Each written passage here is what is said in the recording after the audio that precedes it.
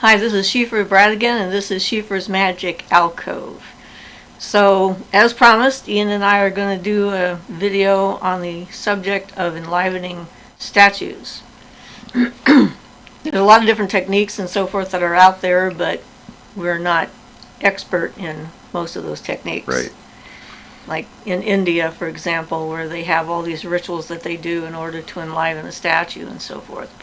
And I know a lot of the Buddhists use prayer mantras, and they fill up the statue with prayer mantras.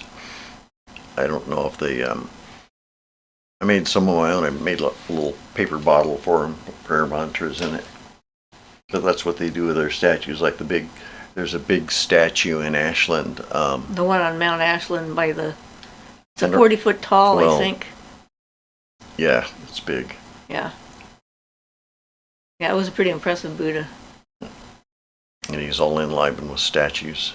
Or with mantras, sorry. Right. He's got the little scrolls inside where they put the prayers and things, whatnot, on them and put them in. And it's sort of like every time they write one, they're charging it up for that. And then filling him physically with their prayers. And he definitely had a nice energy going. I think generally speaking, you can tell if there's a live energy in an object when you encounter it, like all those strange objects that we found in the secondhand store when we were in Springfield. Right, and I'd certainly recommend anything you're going to make like that, if you get a used statue, to banish it out and cleanse all the previous energy out of it first. And it is like the house that you use to enliven something. It's like you want to have the house appropriate for the being that you're inviting into into it.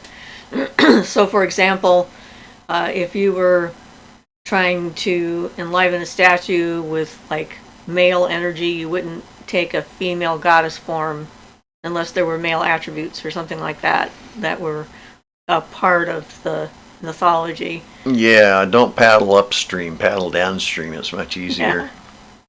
Yeah, go with the current, not against it, for sure. Yeah, so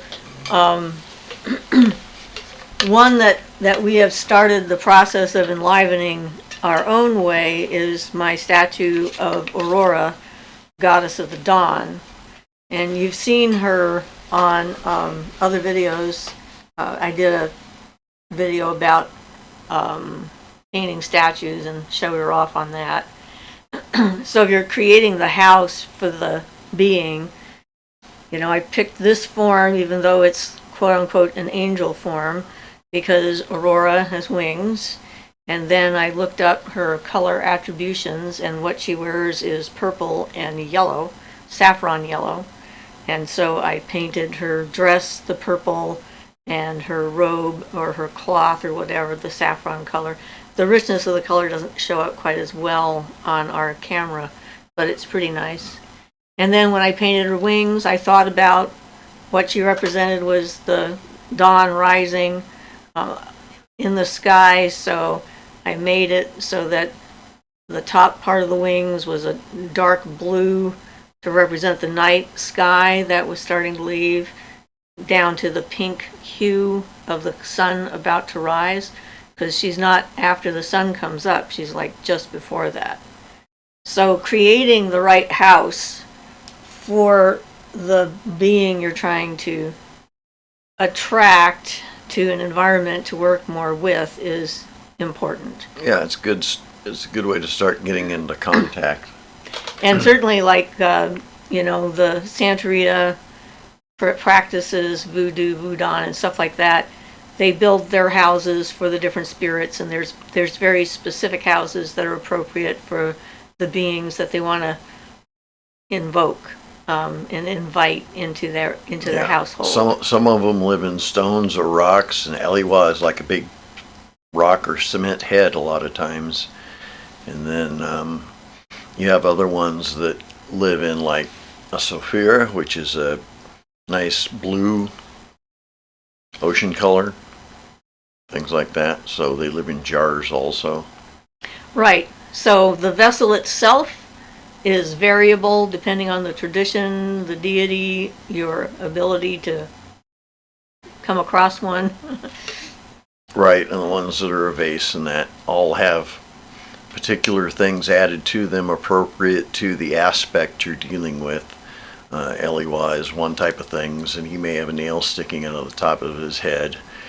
The Siofra is, the one I saw was ocean related. So it had whatever, I don't know what was in it. It was the appropriate things for an ocean deity. Like shells and... Yeah, whatever was, yeah. I don't know what all goes into it, but yeah, things that were appropriate for that. Yeah, so if you're following a specific tradition, you have certain restrictions on how you make the house for the spirit being. But if you're not following a specific tradition, then you have a little bit more flexibility. Like a lot of people use dolls.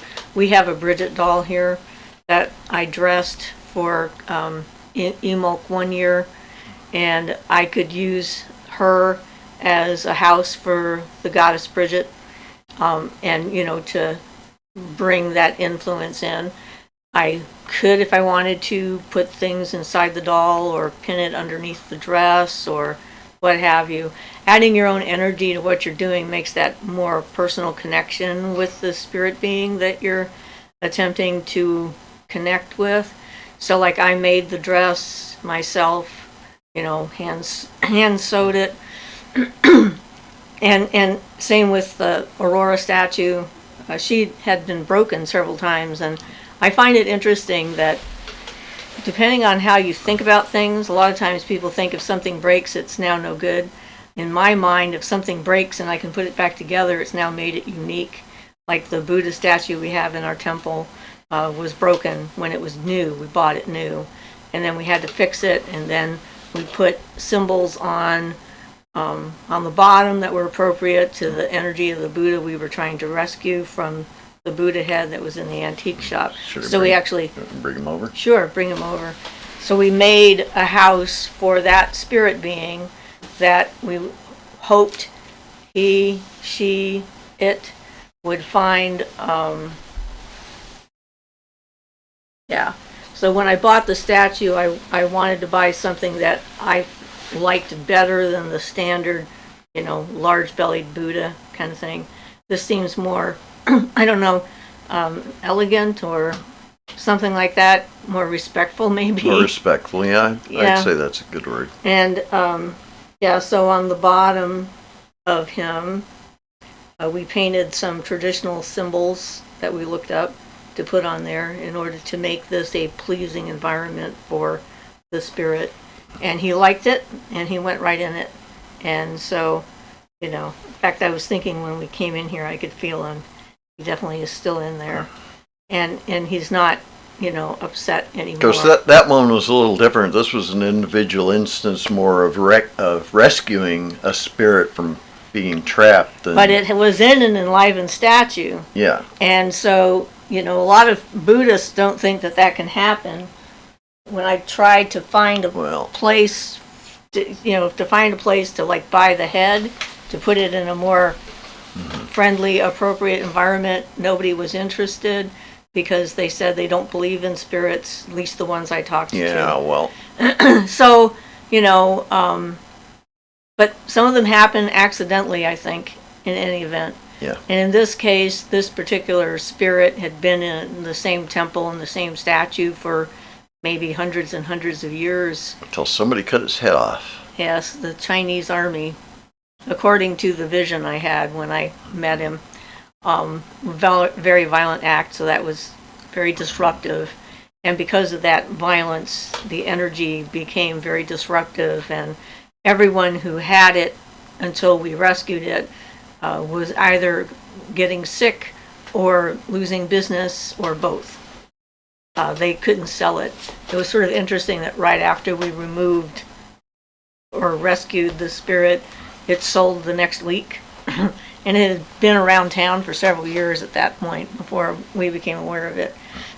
So we know that kind of stuff happens.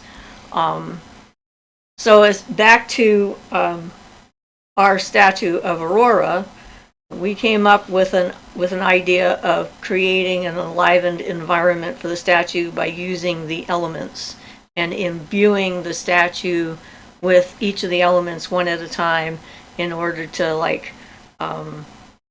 create the framework into which the spirit could enter and be made manifest. So, we've done the fire and air into the statue already. We still need to do water. Yes, I have my notes. Okay. And so, we visualize the energy and put it into the statue, which is definitely a method that you can use, because we wanted this to be not just a single element kind of a thing. If you're making an elemental, you don't have to use all 5 elements. You use Right. the single element for the element you're trying to For create a house deities, for. though, you want to look at the idea of the pentagram, so you got to get that spirit element in there in addition to the 4 elements, Right. in my opinion. Right. And so that's one that we're working on. And then, of course, after you've created the house for the being, there's the matter of feeding it. Now, what feeding it means in this case is paying attention to it, giving it energy, thinking about it. I have the prayer that I do to Aurora most mornings, which is part of how I'm charging up the energy for the being to be there. I do gazing at the statue, and sometimes in the evening before I go to sleep. And when I do that, she's actually gotten to the point where she makes movements that I can see. I don't know that it's a literal movement. I don't know that a camera would catch it or not. But I can actually see the change in expression. I've seen that with pictures of gurus. I've seen their mouths start moving and stuff as if they're actually talking, things like that. Yeah. So, yeah, and those are just regular pictures. Just gotten enlivened through use. Yeah, so you can get those effects.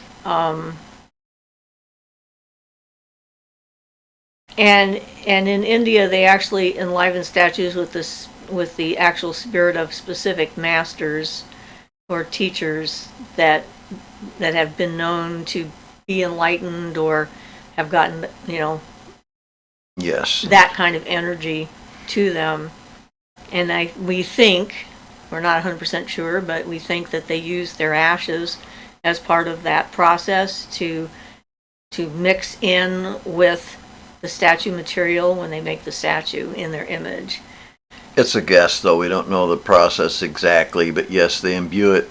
I know a lot of times with the gurus and things, especially there's a couple in Portland of Swami Nityananda, Rudrananda, and I think a picture of Muktananda, not a statue. Not a statue, but yeah, they have an actual birth date, and then they hold festivals on that person's birthday, things like that. They hold a festival on their death date, their samadhi. And that's the thing, is like you treat it as if it's alive. Every child knows what that means, because just about every child born at some point before they learn better believe that their toys, their dolls and stuff are alive. Yeah, you want to treat it like it is the deity. It is alive. Somehow there, yeah. And you treat it the same way you would if it was standing there in your presence. So being respectful, honoring the energy of it. And then when it's statuary, like outside, we've told you a little bit about one of our former members, and she purchased a statue of Kuan Yin, which was just a regular garden statue, like, a cement statue that you can buy in any store kind of thing. But one day when I went over there, I could tell that she'd been enlivening it because I could feel the presence of the goddess in the statue. And so giving the statue offerings, that's paying attention to it. That's part of that process. She was giving it flowers and food and talking to it and stuff like that. And I'm sure that that's exactly how that happened. But once you've done that, then you're now responsible for the house you've created and for taking care of it and not disrespecting it. Because, like relationships with people, you disrespect a relationship that's important to you, then you can lose the relationship completely and have definite consequences for your actions or your lack of actions and that kind of thing. Yeah, if you're doing it as a deity, never mind. I'll have to mention that later because it went right out of my head. Okay. All right. So, so the things you need to be aware of are appropriate house for the kind of being, your right action and attitude on your part towards the house and the being, the charging up of the house and the feeding in that sense of the being to give it the energy it requires in order to manifest down into this form. And that's what I was going to say. There are some interesting tales of these statues manifesting down to get some physical results at times, and you can't really say for sure since most of those happened a long time ago, but a number of the tales happened in relatively recent history, like the 50s and the 60s and things. A representative of, was it Vishnu? I think it was somebody who was worshiping Vishnu, but I'm not sure. And there were tales of the statue coming down and actually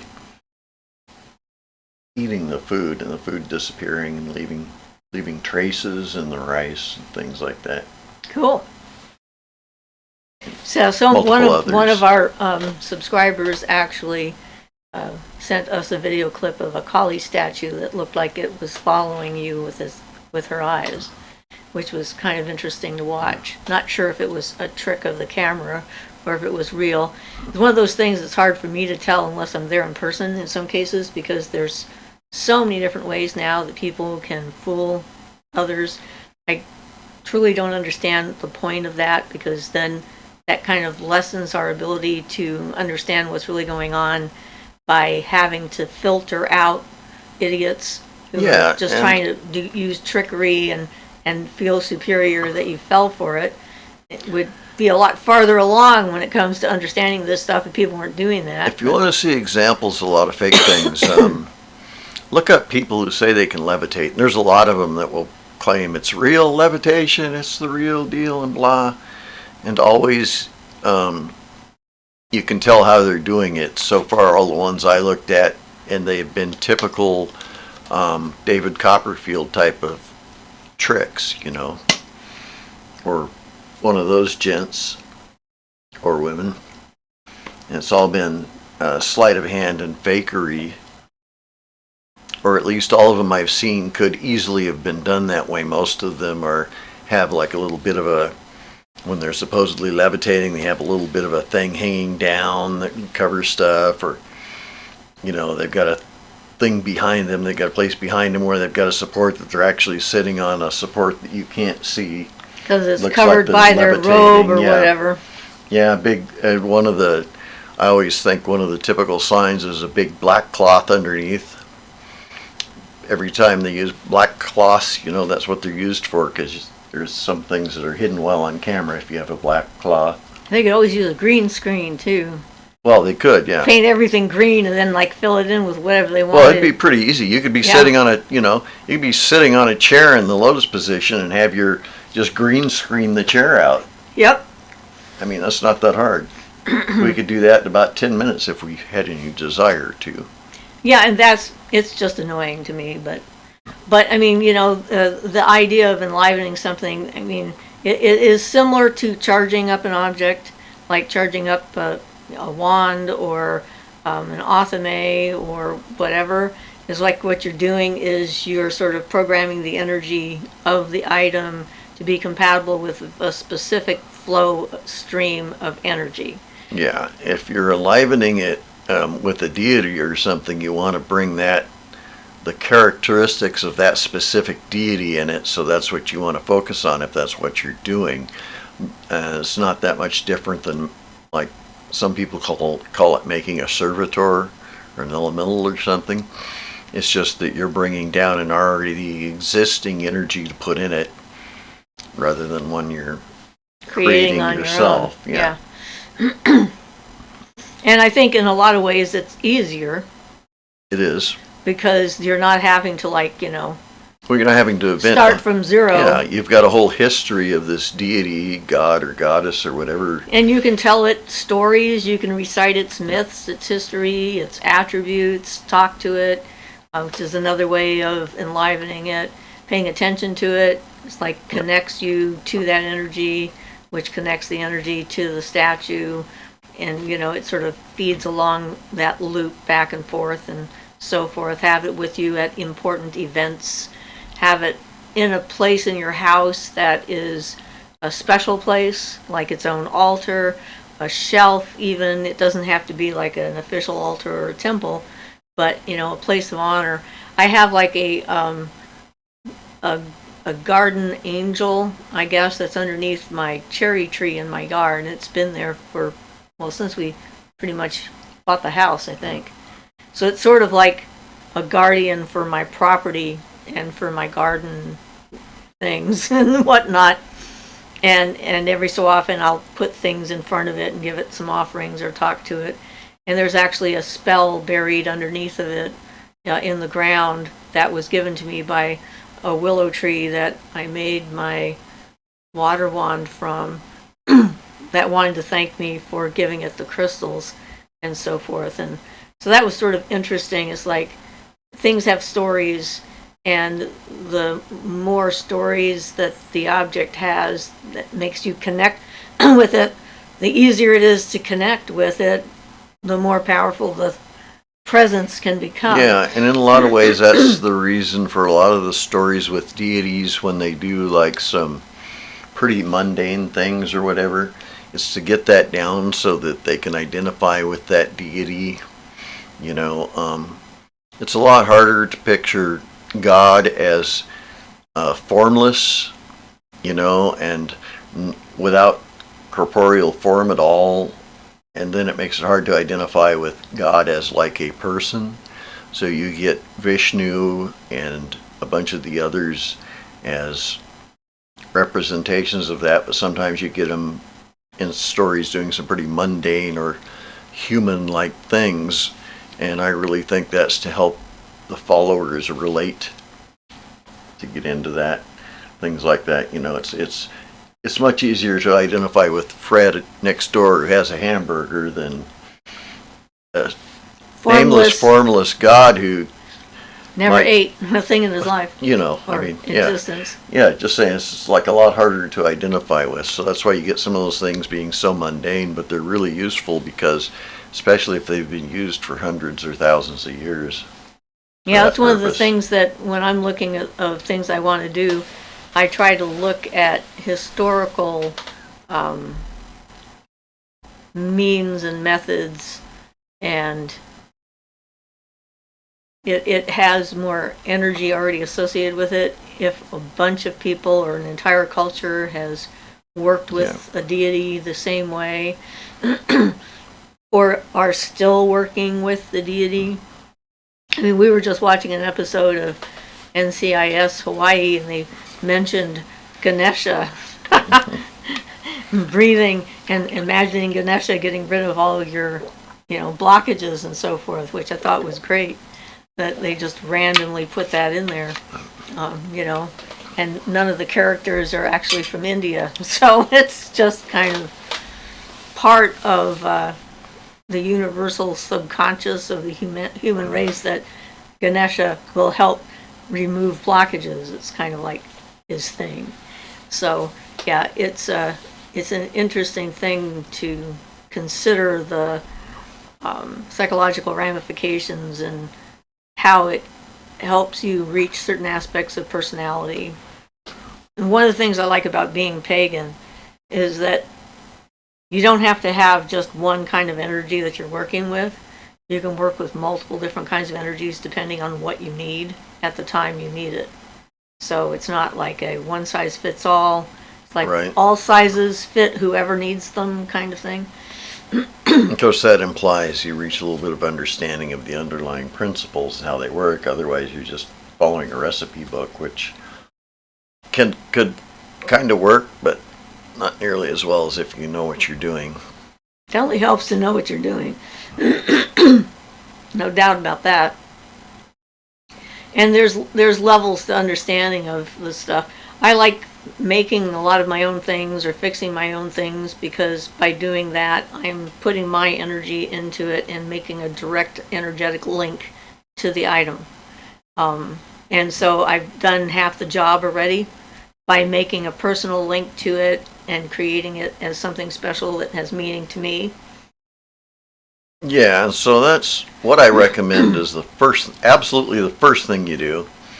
If it needs cleansed, banish it. Because you want every bit of attention you pay to that statue to go into it as part of the charge from then on. Right. Every time you do anything with it. And the person might pick appropriate days if they wanted to, like Wednesday would be appropriate for a Mercury spirit or deity of some sort, that kind of thing. Through tradition, I don't know if there's any more connection to it than that, but it's been traditionally used. Well, I think that the tradition ends up having its own power because so many people have used it that way. Whether it's literal or not, it becomes collectively appropriate and powerful. So, so really, like with everything else, it's like it's a matter of trying it, doing it, seeing if it works. Yeah, for the deities especially, it's a lot better if it's one you can really get into and get behind rather than one you just want to. You know what I mean? There's always the mental idea of I'd like this, and then there's the what's right heart-wise and emotional-wise for it. And if it can be a deity of that sort, you can identify with both, hopefully mentally and an emotional basis. Something you like, being Astarte, maybe who deals with nature, something like that. I think in the beginning, probably the easiest deities to connect with are like Mother Earth goddesses, because they tend to be very gentle, comforting, non-threatening. Universal. Yeah. Everybody has an earth goddess, regardless of where they at, some kind of earth goddess. A mother goddess, because children are born, and of not just humans, but all animals and stuff like that are born through a woman, female form or what have you. And so it does have a lot of that kind of survival imbued within it and connection and so forth.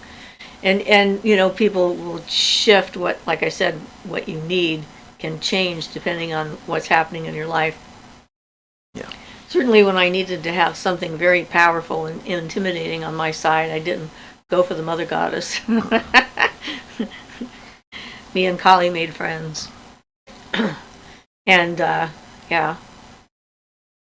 That's the thing about Kali, though. She's only intimidating and dangerous to the unaware, and stupid, the evil, enlightened, the despotic, abusing people. Yes, but she's dangerous to them. Of course, I can't say much about the type of Kali you invoke when you do her ritual sitting on a corpse and make a burning lamp out of its mouth, which it's not my cup of tea. No. Dr. I don't know how you pronounce it, Svoboda wrote about that he met Swami, and I can almost think of his name, but he was an Agora, and he got forced at gunpoint to do this ritual that he was way too afraid of doing, but it apparently worked quite well. Hardcore. Yeah, sit naked on a corpse in the middle of the night with a candle made out of something poured into its mouth, wax or tallow or whatever, but it's too serious. For what it's worth, the guy wouldn't have done it if he wouldn't have been basically forced to. Yeah. But that doesn't mean you have to do it. No. You're just talking about Kali and intimidating. It's like I say, well, I say these things about Kali, but I've never gone that far, so I can't say that Kali wouldn't be like really intimidating. Yeah, that Kali would very So I much don't be know, intimidating. But yeah, so so anyway, that's probably about as basic an overview we can give on the spur of the moment kind of thing. And Yeah, without getting into a specific style of magic, way to charge it up. right. And it gives you enough information to decide whether you're interested in trying it or not. Enough warnings about, being respectful and whatever, so you don't end up with negative consequences. Choose your houses and those who will inhabit them wisely. I'm sure that in India too, something we hadn't mentioned, but I'm sure they they do auspicious horoscopes on when to bring a particular statue to life, especially when they want it to be born, unless they're doing it like, if they were doing the Nityananda statue, of course they'd do it probably on his birthday. Right. And I know that there's actually some statues where they've discovered mummified remains inside of them, of some of the masters. There was one recently that my granddaughter ran across and was telling me about. That would certainly put the energy of that individual in the statue. One of the things they do is they make what's called a samadhi after death, which usually consists, I believe, of the ashes of the cremated master. That's the place they live, like after their death. I think there is one of Swami Rudraనంda in Ashland, but I'm not 100% certain. But that's where his main student became the guru of Nityananda Institute. Yeah. He had some pretty awesome energy. I was very impressed. Okay, so we're going to leave it at this, and so you can certainly ask us questions and whatnot, and if we can answer them, we will. But like everything else when it comes to magic, paganism, etc., it's an individual path, and you have to decide whether it's the right time for you or the right thing for you, and if you're going to attempt it or not, and make your choices, and I guess live with whatever the consequences might turn out to be. Also, you should probably worship nice deities to make sure you don't get into some kind of bad trouble or something. I think that sounds like a good idea. All right, so this has been Ian Coyote and Siofra Bradigan, and this is Siofra's Magic Alcove, and we'll talk to you guys later. Blessed be. Blessed be, Goodbye. everybody.